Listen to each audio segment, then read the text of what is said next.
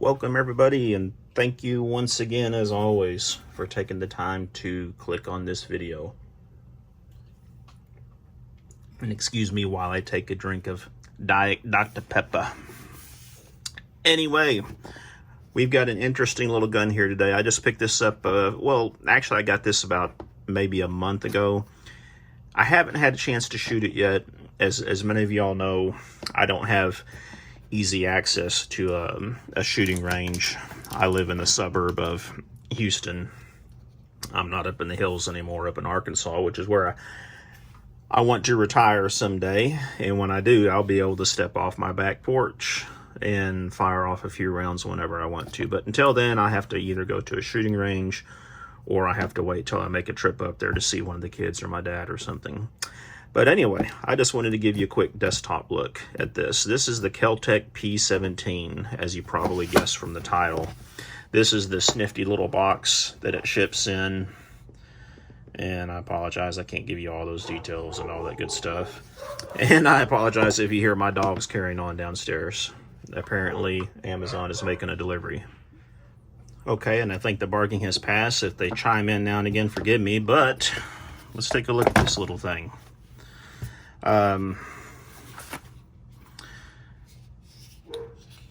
We'll go over what comes in the box first. Of course, you get the firearm, which we'll take a closer look at that.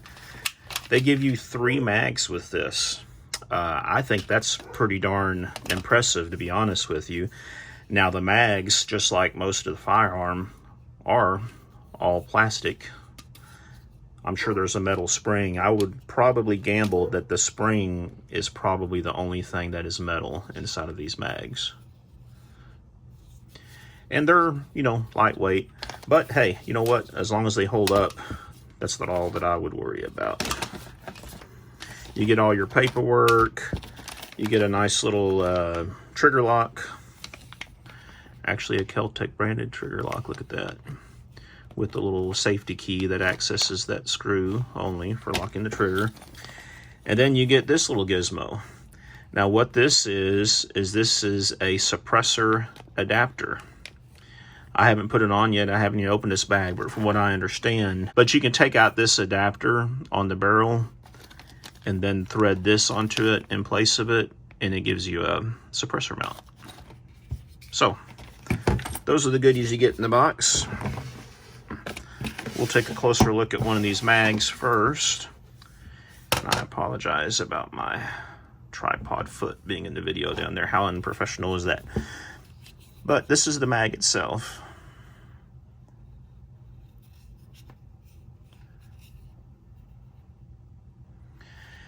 Note that it does not have, usually 22 semi-autos have a little thumb prongs here, buttons, tabs, actuators, whatever you want to call them, that you can pull down the spring and drop the rounds into.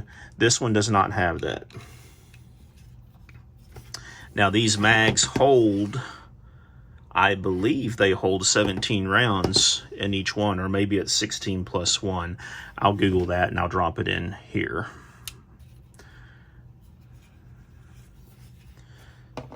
Now let's take a look at this beauty itself. See if I can get some more light in here for y'all. I don't know if that's better or not. We'll try it with the light this time. But as I said previously, the majority of this gun is plastic.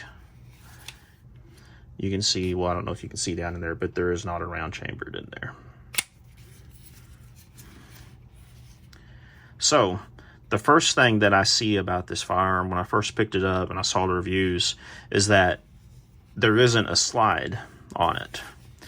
It's actually very similar to like the Ruger Mark series. You just have this piece right here that slides back and forth. And you can see that the whole top slides with it.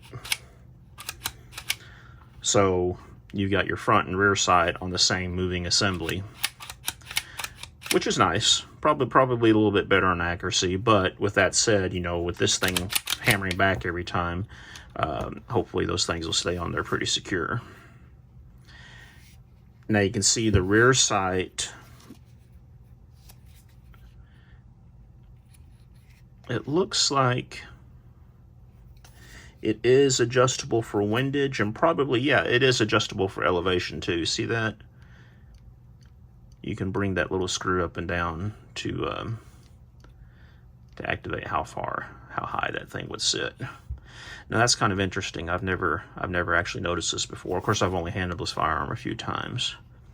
And then you've got one of the little fiber optic glow sights in the front, which gives you a sight picture like this.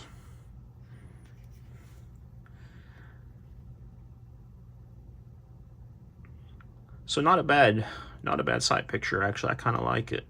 Now on camera, it looks like that front sight is skinnier than it actually is, but I think that's a pretty good representation of the sight picture.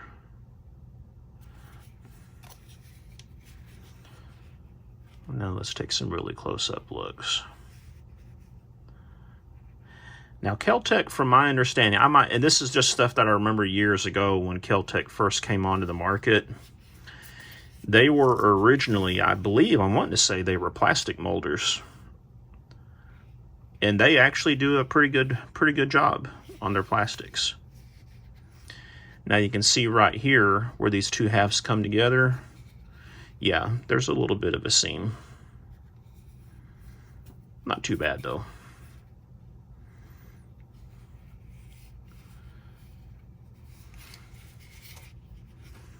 Now, another thing I want to tell you about this one is pre-COVID, I saw these quite a bit in the academy and other places I would go shopping for firearms, and they were running about $199. Well, when COVID started, that's, of course, when I decided, you know what, I want one of these, mainly because I, like a lot of y'all, have a lot of 22 ammo on hand, and I love 22s, so I thought, you know what, you can never have too many 22s. I could not find one to save myself. Well, here it is now, June of 2021, and I got this last month in May of 2021. I had to pay $249 for it. I walked into Field and Stream up in local to me, up in Katy, Texas, actually, and they happened to have one of these sitting on the shelf. And I'd been watching for them on Gunbroker. People were kind of gouging on these a little bit. You know, I've seen them selling for $450, $475, $500 on Gunbroker. So I was happy to get it. I have not seen them at Academy again, too, for the record, especially for that $199 price. But here's the thing with these two. If you're watching this video, hopefully you guys have watched some more. Check out 22 Plinkster's video on this. These things actually run pretty reliably. You know, I'm not a Glock fanboy, but I like Glocks. And of course I have a G44, which again, I haven't fired that one yet either, come to think of it. But it's kind of embarrassing looking at some of the G44 videos out there compared with some of the videos on this, how this little thing runs in comparison. Now, it is a Kel-Tec, and I know in a lot of y'all circles, Kel-Tec has kind of developed a bad rap, but personally, I've carried a P32 off and on for a lot of years as my concealed carry weapon of choice. That P32, I think in the years that I've had it, which is getting close to 20 years, I want to say at least 15 years, I've had one malfunction in it. Maybe two, I can't remember. But as soon as I started feeding it Fiocchi, the Fiocchi 32 ACP ammo, that thing has ran like a top.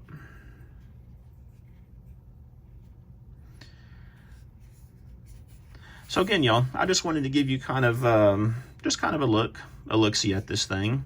My final thoughts on it are, when you pick this up, I personally do like it.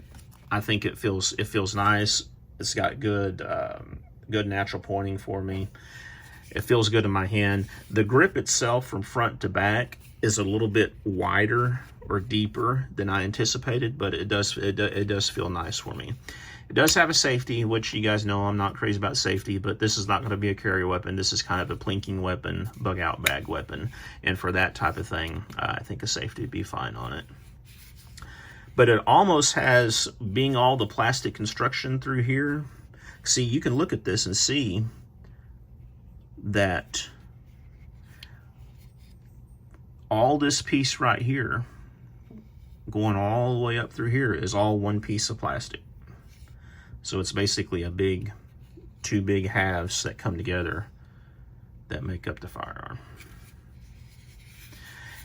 I don't want to say it feels cheap, but I will say it feels different. It almost feels like you're handling a high-end airsoft weapon or something like that when you pick this up. And I guess I loosely call an airsoft gun a weapon, but just to each their own on that. I guess it is a weapon if you get hit in the eyeball with one of those airsoft pedals. But so next time I go up to Arkansas, I was gonna do it last time, but I couldn't because it was raining the whole time. I actually had this with me. I am going to shoot a first shots video of this one because I'm very curious on how this is going to run. I'm hoping that it runs like a top, like some of the videos that I've seen, and I will definitely let y'all know when I have a chance to do that and post a video. In the meantime, let me know your thoughts on this, especially for $249 with 3 mags. If it runs good, 17 rounds a mag, this could be, you know, a nice little bug out bag weapon. It is nice and light. What I'll do is I'll weigh this off screen, or I'll look up the official weights on it and I'll drop them in here. Bing, bing, bing. But yeah, let me know what y'all think about it. I'm excited to try it. I always do like buying cheap firearms that run good. That's kind of a little sweet point for me, especially when it's a rimfire, a 22 long rifle one like this one. If you guys haven't already, please take the time to click the thumbs up on this video. Give it a like. That means a lot. And if you want to, go ahead and subscribe to my channel. I do a lot of different types of videos, and I think most of my viewers tend to prefer the gun type videos, the desktop reviews like this and things like that. So I'm going to try to do some more of these moving forward. Thanks, y'all. Have a great day.